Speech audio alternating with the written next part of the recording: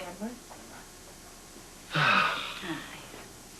So, you ready for bed?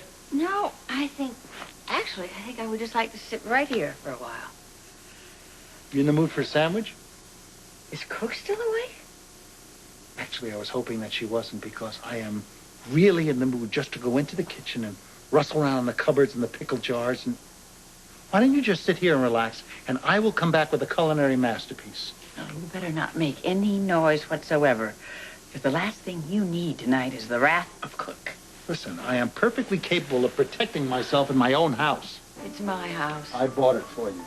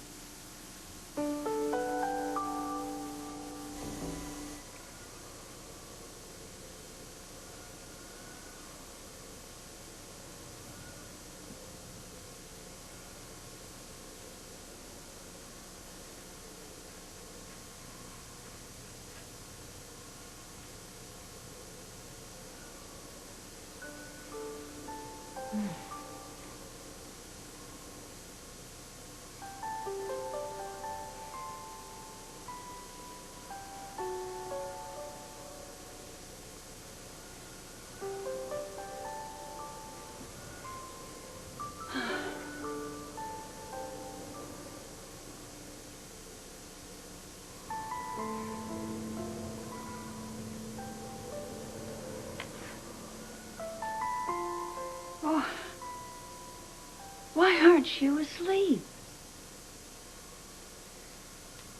Ned called with the news, and I waited up for you. I'm really relieved for Jason. I know you are. And for you, too.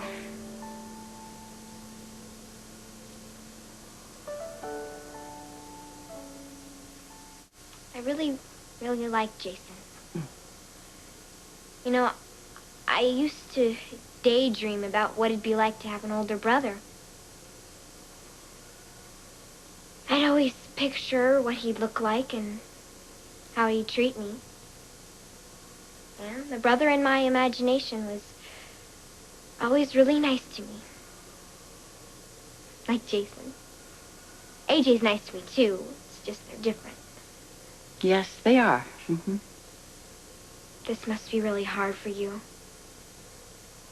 You've had some year, huh? I have never sung Old Lang Syne with such gusto.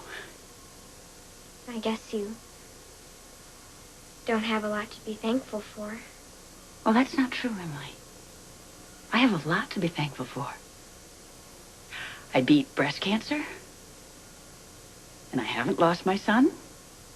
Even if he is your adopted son. I found out about Jason. Emily, he is very much mine. Exactly as if I had given birth to him. I know that. You love him as much as you love AJ. And it doesn't make a difference that Jason was adopted. You know, Monica, I really want to be on your list of things to be thankful for. And I want you to be on my list, too. Well, I think that's something that we could work on together. Yeah. Having your name on a list that important can't happen if you don't earn it. I never thought about it that way before.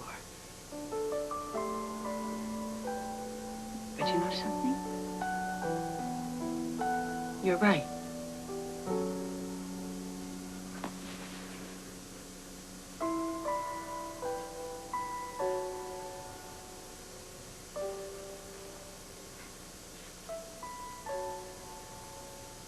Well, these hands may not be able to perform surgery anymore, but I'll tell you they can whip up one heck of a sandwich. Now, what we have here is some lean corned beef, some Swiss, some mustard, some mayo, and pickles. And if either of the two of you rat on me to cook, you are going to be in big trouble.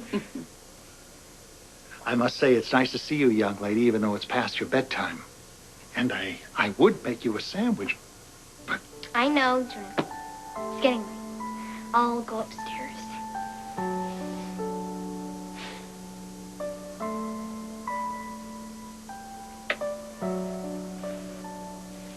Good night. Good night.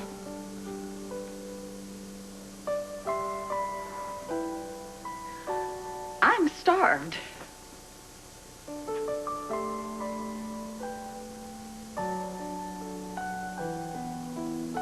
We should get some sleep before we head back. I know. Are you all right?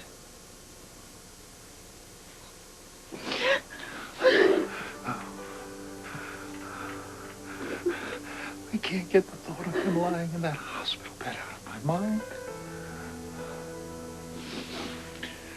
It isn't just Jason. It's everything.